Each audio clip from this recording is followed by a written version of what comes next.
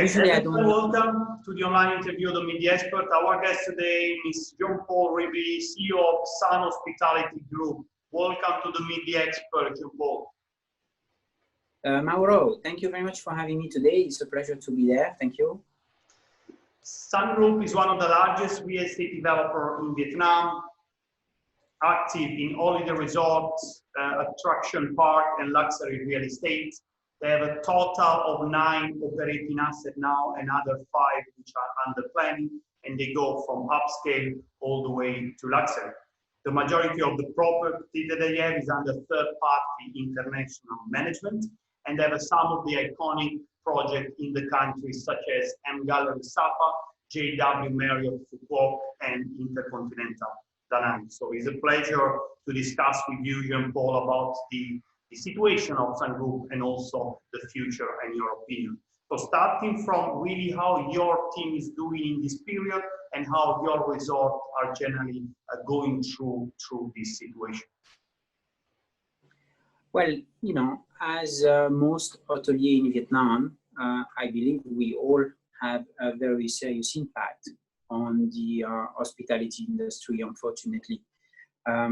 Whether it has been through the phase of business reduction because of the connectivity closure from several airlines around the country, or whether it has been an ordinance from the government to actually close the area because there were some cases reported.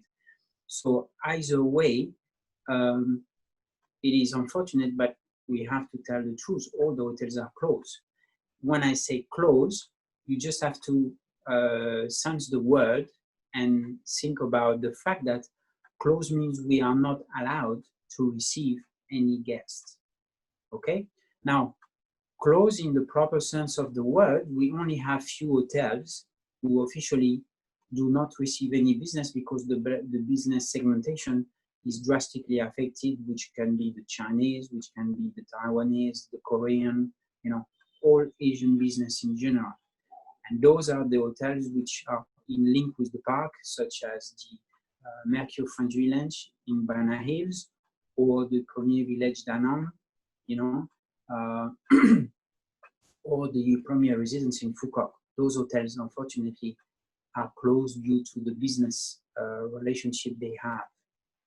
One of the hotels who was closed and is reopening, I believe next week, was the M Gallery Sapa, but that was due to the regulation of the government, meaning we had to follow the government regulation. There was no way for us to remain open, okay? So Accor had to send a notification to his member because there's nothing we can do in this case, yeah?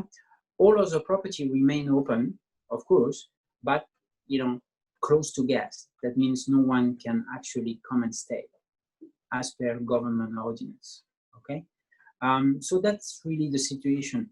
Now, as many will tell you, how did we deal with this? Of course, we have to use all the possible creativity we are allowed to within the law and regulation of the government, asking people to take unpaid leave, you know, on asking people to take contract suspension, on asking people to take annual leave, on asking people to take long leave, you know. So any potential formula at our disposal.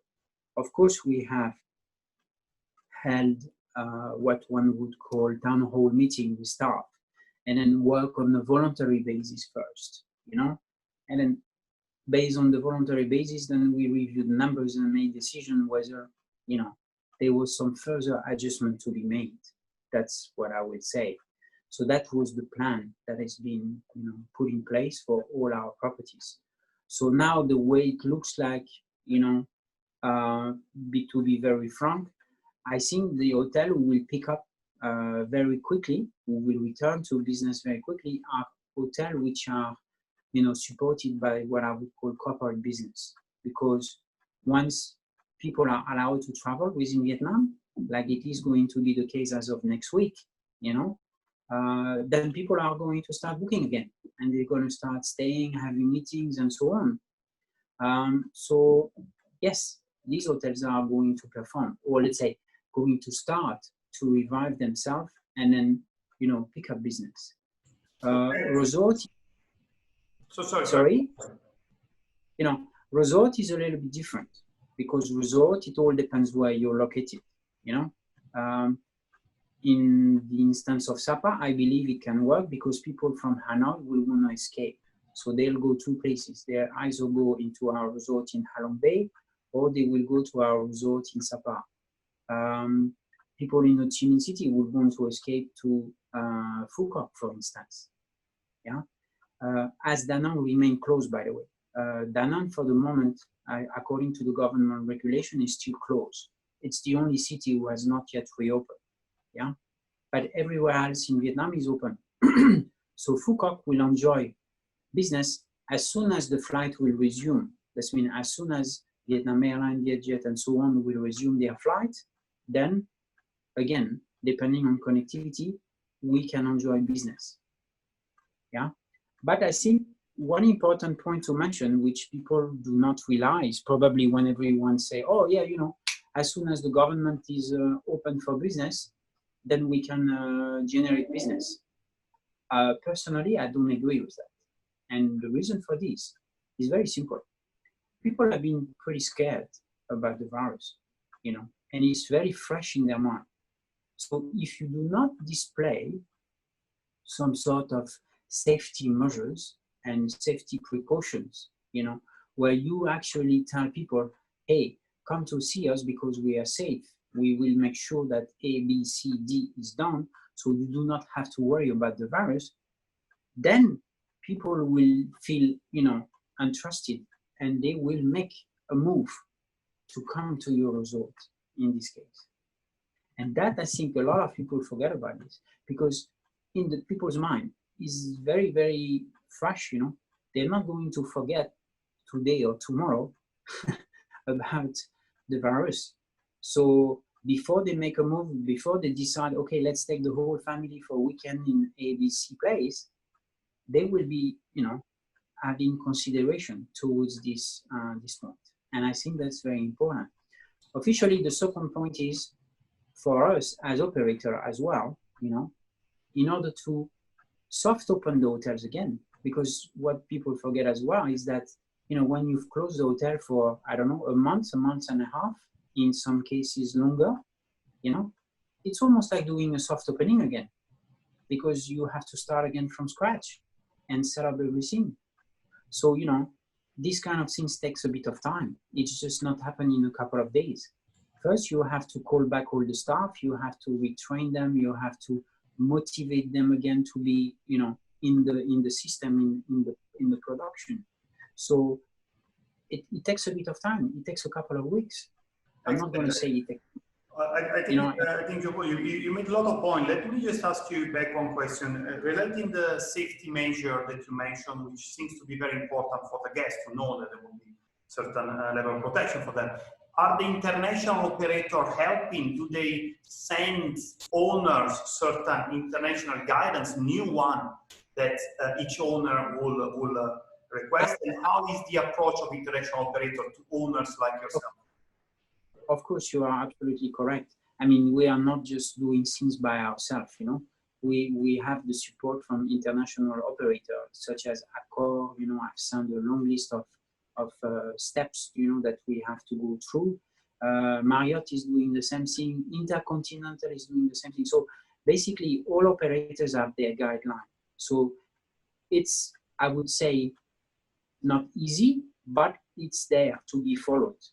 And then we, as the owner, have the responsibility to make sure it is being put in place, you know, because at the end of the day, it's down to us, you know, responsible for whatever happened to the guest at the end of the day, you know.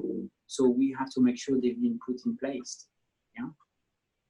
I hope I answer your question. Yes, absolutely. It's very good. And looking into the future a bit, when do you think the full recovery will happen? So when do you think we will be back into 2019 time with the full recovery and full occupancy and everybody happy and enjoy?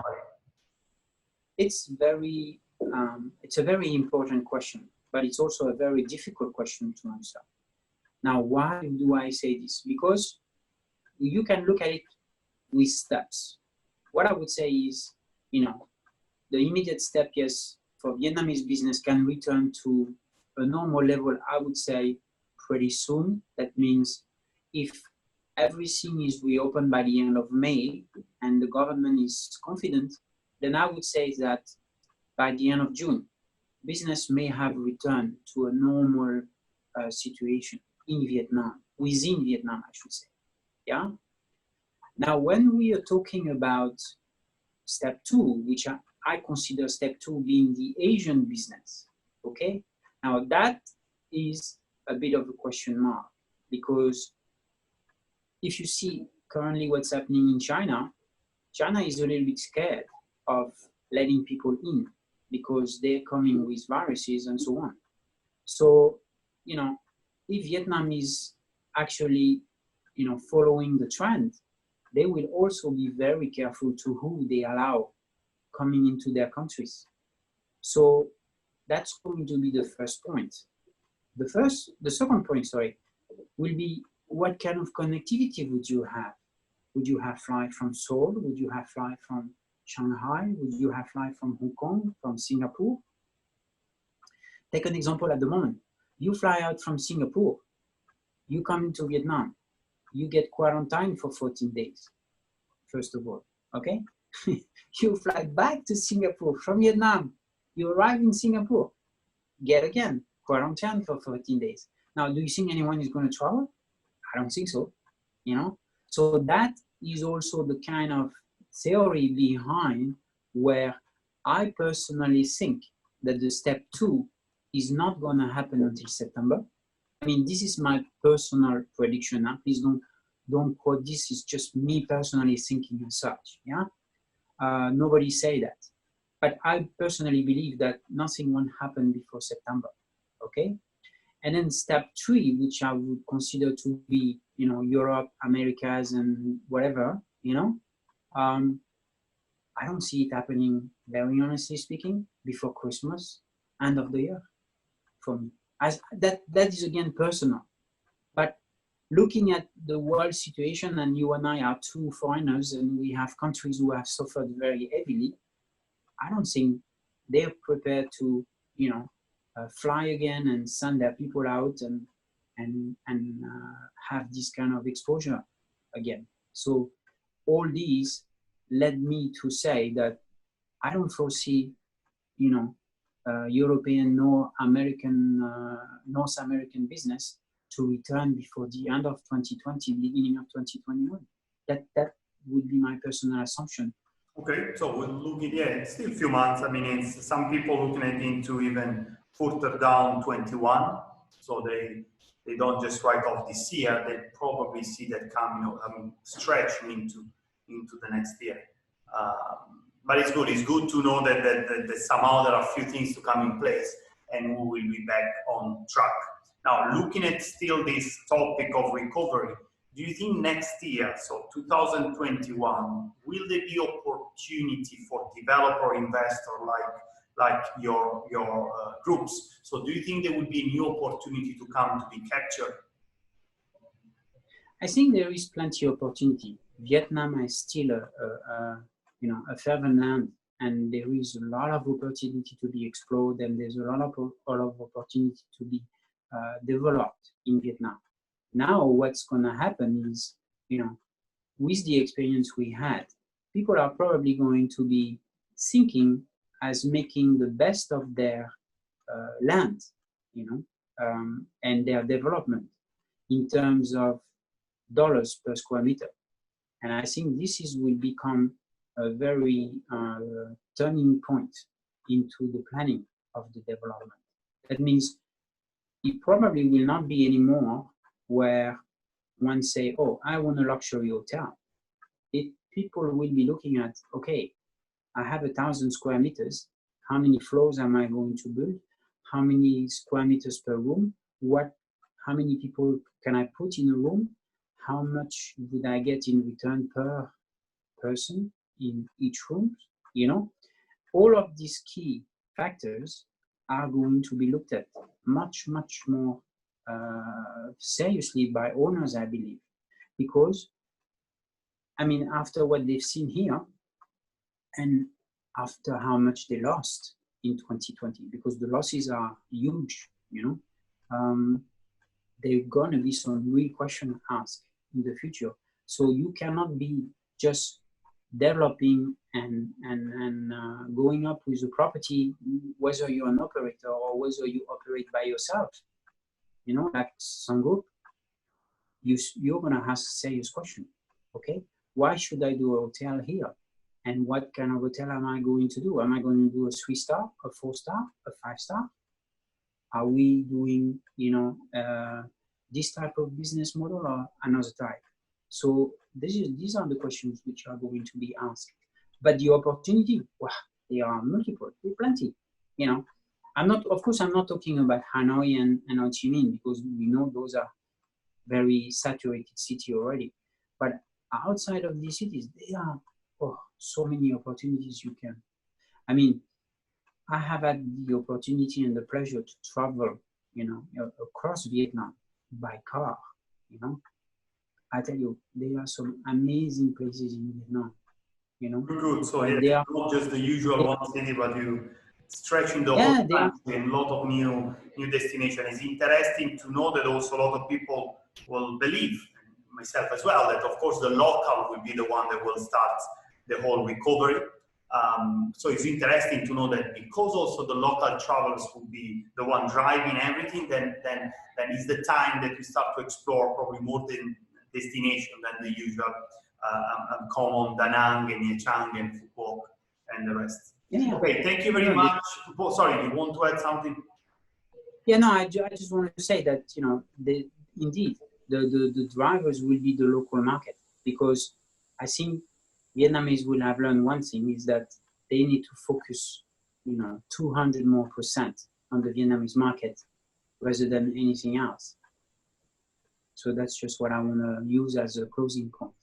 All about locals. Okay, so thank you very much for joining us, Jean-Paul, and it's always a pleasure to have you here. I think we're happy to know that you are safe home and not taking any risk. I hope you guys will reopen the office soon. I hope also the whole hotel will be reopened soon, because I'll be the first one traveling, maybe going to your Phu Quoc property, or hopefully making it all the way to the Intercontinental in Da Nang when reopened. So thank you very much for joining us today.